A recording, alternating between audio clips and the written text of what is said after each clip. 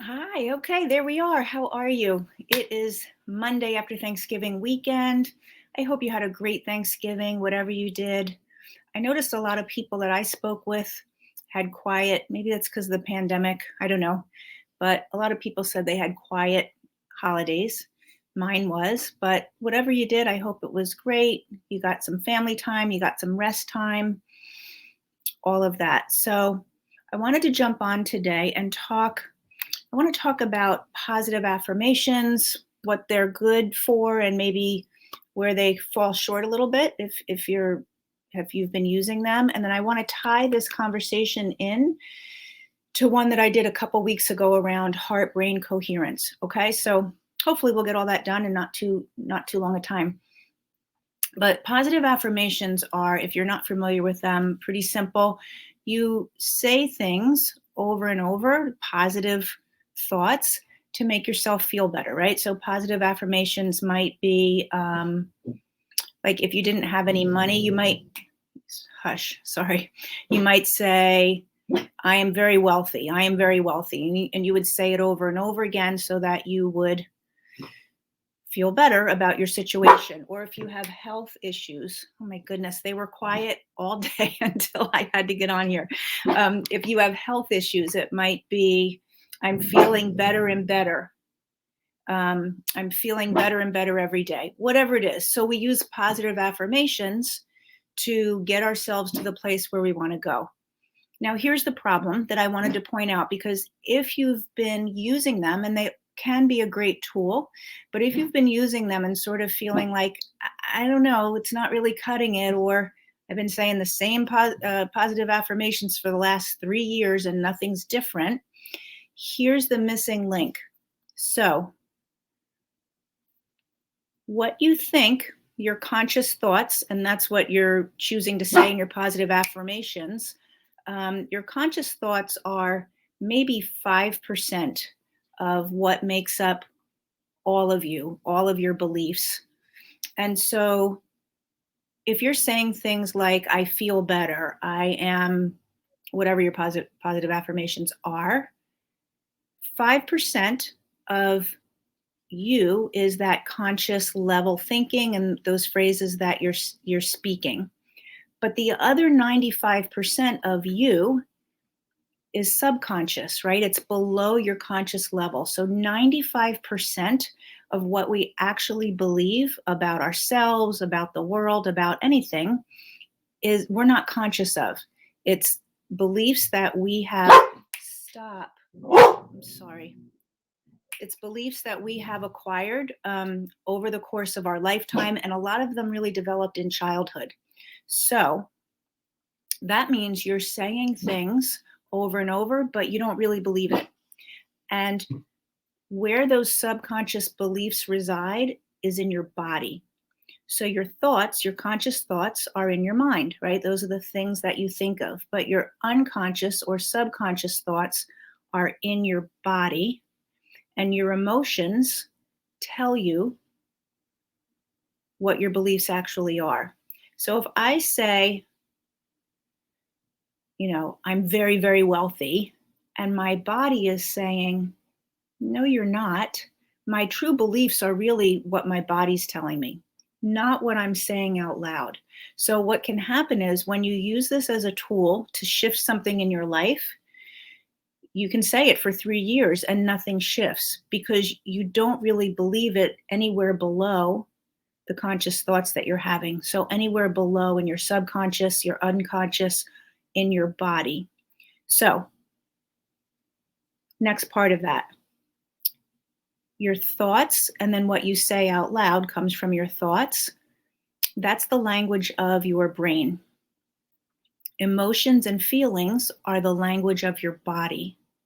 So that's why things like when you're nervous, I get a pit in my stomach, or when I'm fearful, you might feel it here in your chest. Like we can pinpoint where we feel things in our body and the emotions related to that. So emotions are the language of your body.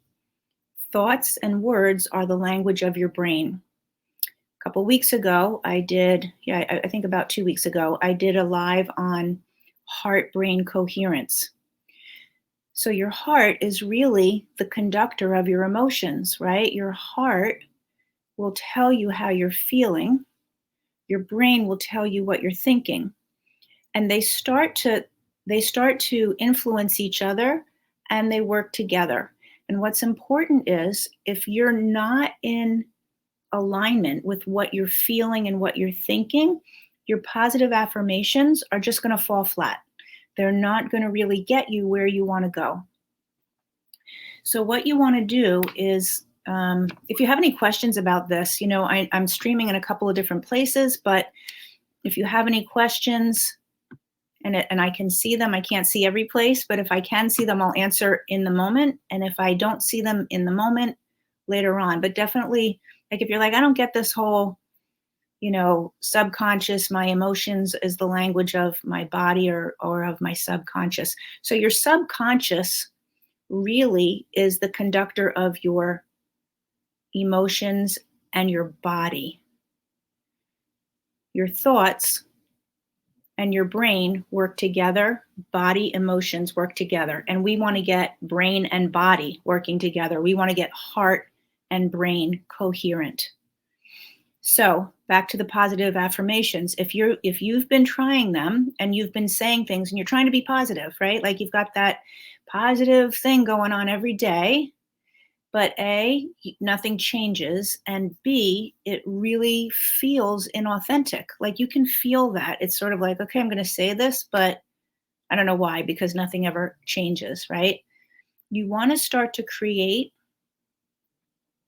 slightly different thing. Instead of just positive affirmations, you want to create something that feels true to your body, feels true to how you feel and your emotions, because then you can start to believe it. Then you can start to shift. When I work with people on being stressed and overwhelmed, there's a lot that we have to shift, because it's not really about what's going on out in the world, outside of you, externally. It's really about you and your relationship to what's going on outside, and your relationship to yourself.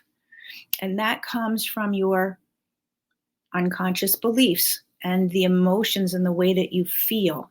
So we have to change not only what you're thinking about what's happening in the area of stress or something that's going on in your life, but also how you're feeling about it. And that's when we can get the two parts of you, your heart and brain, to be working coherently.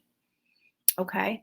So you want to create phrases that land true and authentic to your body.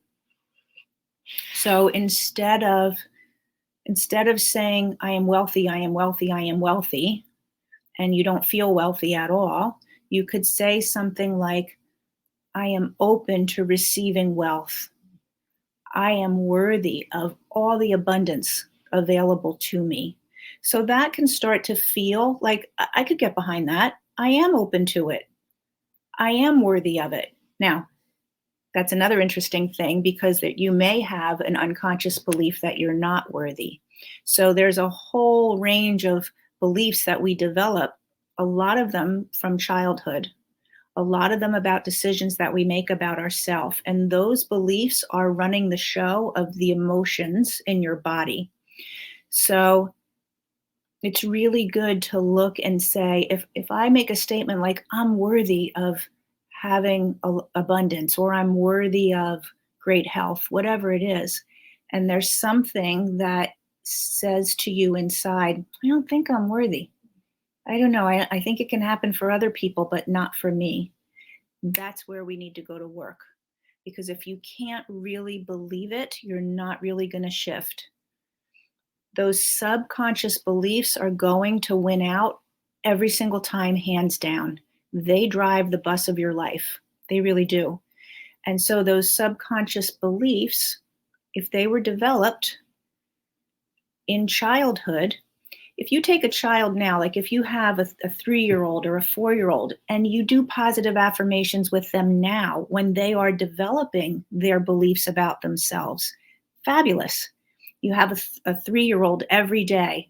I am worthy. I'm open to receiving great things. You have a 3-year-old and you do that with them, they're going to develop their beliefs so that does feel authentic to them. But how many of us was that going on in our households when we were kids? I don't know about you, but that wasn't happening in my household, right? So now as adults, we have to figure out, like sort of tease out, what are those underlying subconscious beliefs that are really there, that are really driving your life. Not what you're thinking it should be or could be, not consciously, but what's underneath. So it's helpful to kind of look back into your childhood. You may or may not know as soon as you hear this conversation, like, oh, I know what I was thinking when I was a kid. Or maybe you don't, but you start to say things and notice how your body responds. Because again, your body and your subconscious, they work together. Your subconscious is driving your emotions. Then your emotions talk to your brain and say, oh, I'm feeling scared. So your brain says, okay, there's something to be fearful of. And then you have thoughts about how scary life is. And then those thoughts feed those emotions again. So it starts to become they feed each other. But a lot of the driver of it is those subconscious beliefs. Okay. So look back into your childhood. What was going on, especially between the ages of birth to 7 years old, right? There's different things that happen at different developmental stages. Like again, around 13 years old is kind of important, but those really early years, what was going on in your household? What was, a typical thing that your parents might have said? Like, let's stick with this whole wealth and money thing, right? Because it's just something that a lot of people can relate to. If the conversation in your household, if you were 2 years old, 4 years old, and you were hearing your parents argue about money, or you'd hear your father say, well, money doesn't grow on trees, or maybe saying to an older sibling, you have to work hard to get what you want. You have to work hard. Now, I'm not saying anything about working hard, but I'm just saying if you were hearing those phrases when you were little, that became your internal belief. That got into your subconscious. So now as an adult, you might be saying, I know I'm worthy of, great wealth, but your subconscious is going, oh, no, no, no, it's really hard. Oh, no, no, no, it doesn't grow on trees. Your subconscious is going, not for me. Maybe other people have it, but in my house, we had to work really hard. And we came from a long line of people who didn't have a lot of money or something. You can look at any issue, okay? It doesn't have to be money. You can look at your health. You can look at relationships. What's your underlying belief? And so, again, maybe hearing this conversation, you might easily go to, oh, I can see what I subconsciously believe, and maybe it's not so clear. And that's where you need to do some work to really, really go back and sort of tease that out. So if you're doing positive affirmations, they can be great. And when you start to dismantle your subconscious beliefs, positive affirmations will be much more effective. But you've got to really pay attention to how you feel, not just what you're saying. That's where you get the heart and brain to work together. Okay? So I just really want to keep sharing with you every week more about that, about the heart and brain coherence. Not only is it important as a tool to calm your nervous system and to get yourself out of stress, but it really is important to have your feelings and your thoughts working together to create the life that you want. Otherwise, you think you're creating what you're thinking about, but what ends up really happening is your subconscious, like you sabotage yourself. Like, let's just say a diet. All right. If you have a subconscious belief, I never stick with my diets. Maybe since like middle school, you've been trying to diet and you do one for a while and you take some weight off, but then the weight comes back on, whatever your history is. but you have a subconscious belief, right? It's something that you're not really aware of. Then you go, oh, good. Somebody said it totally makes sense. Then you go on a diet and you do really well for a while, right? The first couple weeks, or you take some weight off, and then all of a sudden, like, there's that thing that happens and you're like, I don't know why, but I'm back to eating everything I know I shouldn't, or I sabotage myself every single time. Why does that happen? Right? You know what you want to do, you know what you should do. I don't like the word should, but in order to, get the results that you want, you know what you should be doing, let's say, and certainly what you want to be doing. And yet there you are doing something totally different. What is that about? Because those subconscious beliefs that you developed way back when take over. Your subconscious says, oh, no, not us. We never stick with a diet successfully. We always end up putting the weight back on. And there you go, you sabotage yourself. So you can say every day, I'm going to do really great today. I'm going to stick with my diet. I'm going to only eat whatever. And by 4 o'clock in the afternoon, it's out the window. Or you make, you have one little thing and then you go, oh, I might as well just keep going because I already blew it, right? That pattern shows up because how you feel and your subconscious belief is not a match for what you're saying. That's the critical part. We've got to get how you feel and your beliefs to be a match for what you consciously say and believe and think. All right. And then they'll be feeding each other. Then you'll be feeling the way you want to feel, which will be telling your thoughts, good job, keep going. And your thoughts will be going, okay, great. Let me keep going. And then you feel better, right? And it becomes a cycle. Otherwise, when they're in disconnect, eventually, things go awry sooner or later, but things go awry because that subconscious is going to take over. Okay. So I hope that I wanted to talk about that because years ago when I first learned positive affirmations, I did them. I was like, okay, this is what I need to do. And this is going to, make a difference in my life. And, I would write them. I had no idea of this whole underlying swamp, for lack of a better word, a swamp that was going on underneath from stuff that I decided about myself 50 years ago. And that swamp always swallowed up my positive affirmations until I started, like, I'm going to clean out the swamp. I was going to say drain the swamp, but it's too political. I'm not saying that. Just clean out your swamp, right? You want to get really interested in what's going on below the surface, what's really in the background for you. Your body will tell you because your emotions are part of that subconscious machine. Okay. So, if you have any questions, pop them in. I'll definitely answer them. And then the one last thing I want to say before I hop off, let me see. Hold on one second. Oh yeah, we haven't been on that long. Okay. The last thing that I want to say is we have one more day in November and then it's December 1st.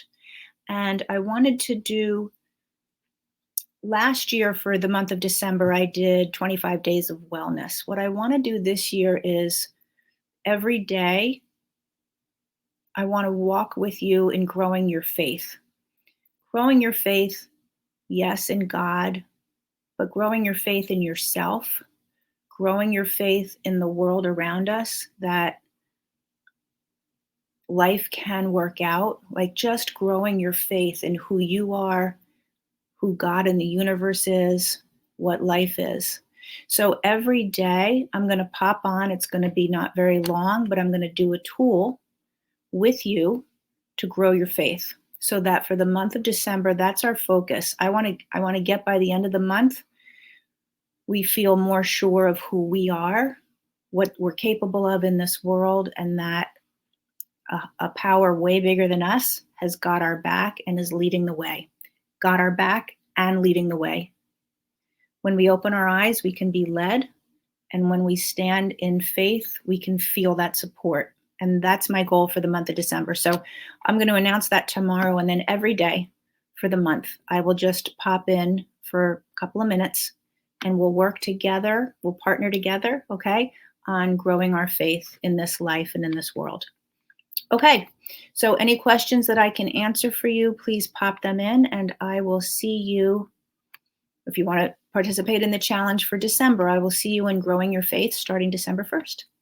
All right, have a great rest of your evening. Thanks. Bye.